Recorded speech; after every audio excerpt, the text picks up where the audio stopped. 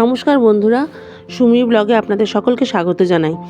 বাজারে এখন হরেক রকমের গরমের সবজি উঠে গেছে, তার মধ্যে ঝিঙে আমাদের সকলেরই প্রিয়।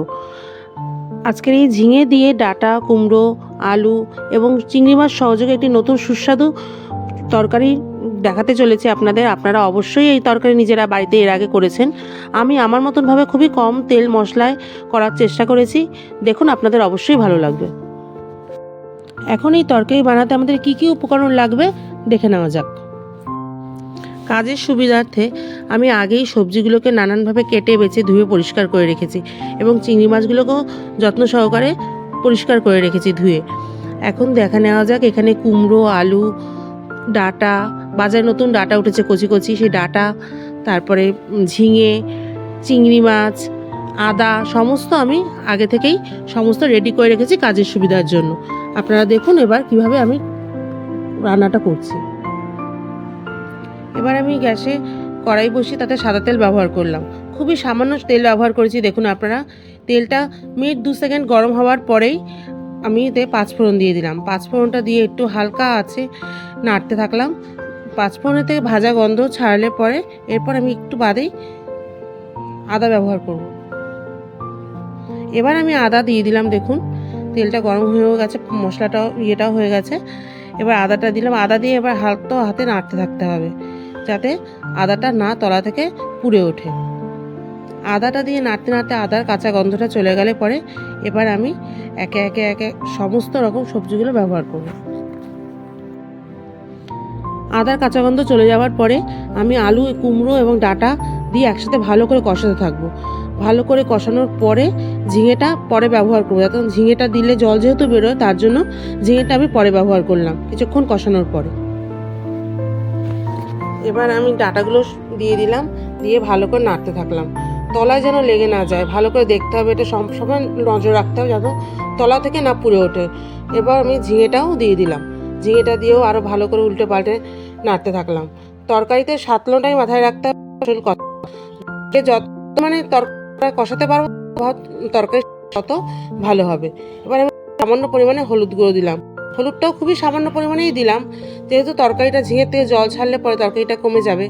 এরপর আমি জিরের গুঁড়ো ব্যবহার করলাম, সেটাও সামান্য পরিমাণে জিরের গুঁড়ো দিয়েছি।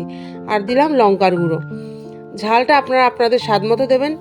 দেখবেন যেরকম যার আমি দিয়েছি, বাচ্চা ঘরে ছোট বলে আমি সামান্য ঝাল দিয়েছি। আপনারা আপনাদের স্বাদ মতন লঙ্কার গুঁড়ো বা কাঁচা লঙ্কা যে যেটা ব্যবহার করবেন সেটাই। আমি বারবারই বলছি তরকারিটা খুবই ধৈর্য সহকারে গ্যাস কমিয়ে কষাতে হবে। যত আমরা কষাতে পারবো ততই তরকারির স্বাদ ভালো হবে। এই তরকারিটা খুবই সুস্বাদু হয়। আপনারা একবার বাড়িতে করে দেখবেন, অবশ্যই ভালো লাগবে এবং আমাকে কমেন্টে জানাবেন।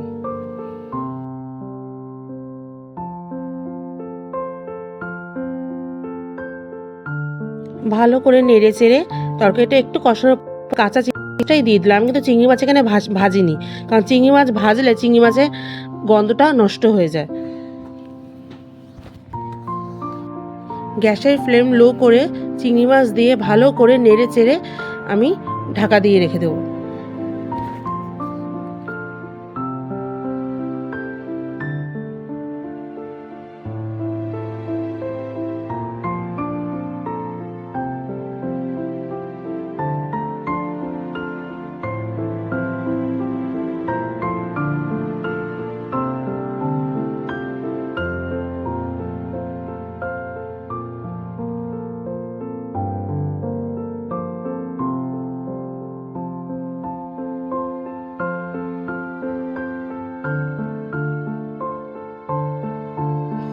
10-15 মিনিট বাদে আমি ঢাকাটা তুলে দেখলাম তরকারিটা কষানো হয়ে গেছে।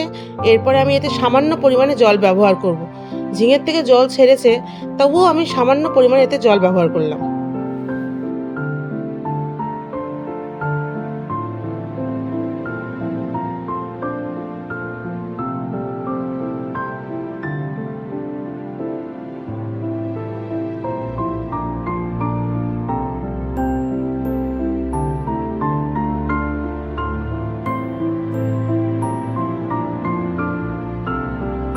ভালো করে মাঝে মধ্যে নেড়েচেড়ে দিতে হবে এবং খুন্তি দিয়ে চেক করে নিতে হবে আলুটা কুমড়োটা সিদ্ধ হয়েছে নাকি। ডাঁটাটাও সিদ্ধ হয়নি, আমি জল দিয়ে দিলাম। এবার জল দিয়েও ঢাকা চাপা দিয়ে রেখে দেবো।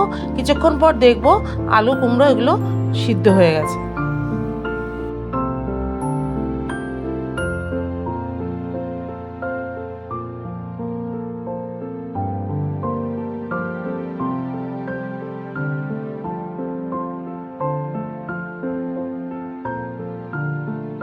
এবার আমরা স্বাদ মতো নুন চিনি ব্যবহার করলাম, দিয়ে নেড়ে চেড়ে আবার ঢাকা চাপা দিয়ে রেখে দিতে হবে কিছুক্ষণের জন্য।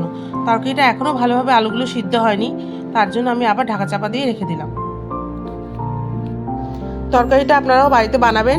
আপনাদের কেমন লাগলো অবশ্যই কমেন্টে আমাকে জানাবেন, ভুলবেন না। যদি ভালো লেগে থাকে তাহলে অবশ্যই চ্যানেলটিকে সাবস্ক্রাইব করবেন, যাতে আমার নতুন নতুন রান্নাগুলো আপনাদের কাছে সহজেই পৌঁছে যায়।